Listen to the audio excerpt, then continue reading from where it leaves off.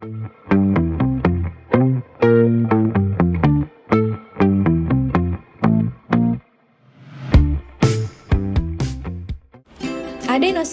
deaminase defisiensi. Halo teman-teman. Gangguan metabolik adalah suatu kejadian proses metabolisme yang gagal karena kelainan genetik yang diturunkan dalam keluarga sehingga tubuh memiliki terlalu banyak atau sedikit zat yang penting. Salah satu jenis penyakit yang dapat terjadi adalah defisiensi enzim adenosine deaminase. Apa itu adenosine deaminase defisiensi?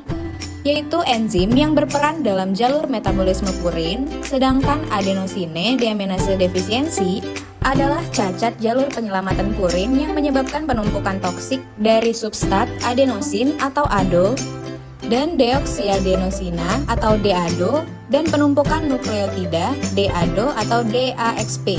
Hal ini terjadi karena mutasi gen adenosine deaminase 1 pada kromosom sehingga menyebabkan akumulasi metabolit adenosine dan 2-deoksiadenosine menginduksi kematian prematur progenitor sel limfosit yang mengganggu diferensiasi limfosit, viasibilitas, serta fungsi limfosit.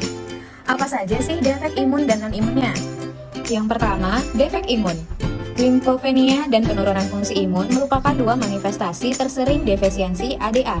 Karakteristik defisiensi ADA, onset awal berupa tidak adanya imunitas seluler dan humoral serta kondisi infeksi akibat virus dan agen oportunistik yang progresif dan fatal.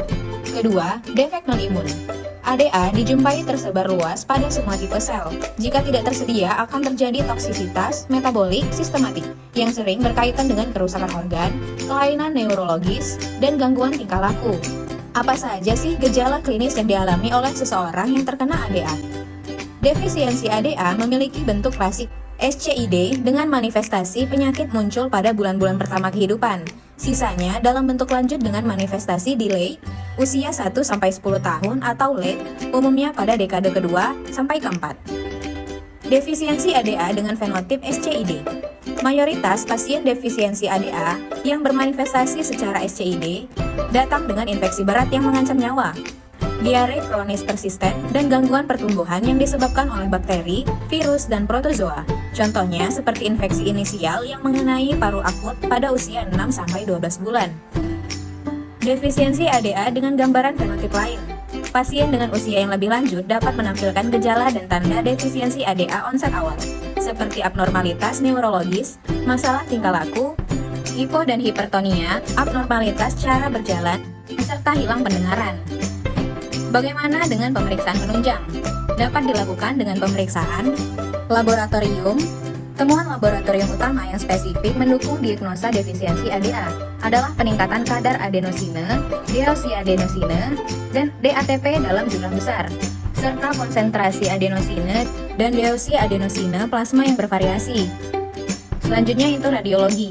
Foto toraks dapat menunjukkan tidak ada bayangan timus. Pemeriksaan ini juga menunjukkan iga anterior, menonjol, displasia pelvis, dan pemendekan prosesus transversal vertebra dengan bagian ujung pipi. Bagaimana dengan terapi ADA? Untuk penyembuhannya dapat dilakukan terapi antara lain hematopoietic stem cell transplantation, yaitu transplantasi sumsum tulang dengan sel induk allogenik yang sampai saat ini masih menjadi terapi andalan. Kemudian terapi sulim enzim dengan PEG ADA, yaitu terapi menggunakan pegylated bovine adenosine deaminase dengan manfaat klinis tampak pada bulan pertama terapi dan menunjukkan bahwa jumlah absolut limfosit T dan B serta sel N meningkatkan dan fungsi sistem imun berkembang. Selanjutnya, terapi gen. Uji klinis menggunakan transfer gen yang dimediasi retrovirus dari gen ADA normal kepada sel induk sumsum tulang autolog di beberapa negara sudah memberikan hasil positif dengan mampu bertahan hidup dan tidak lagi membutuhkan terapi sulim enzim dengan PEG ADA. Sekian materinya, terima kasih.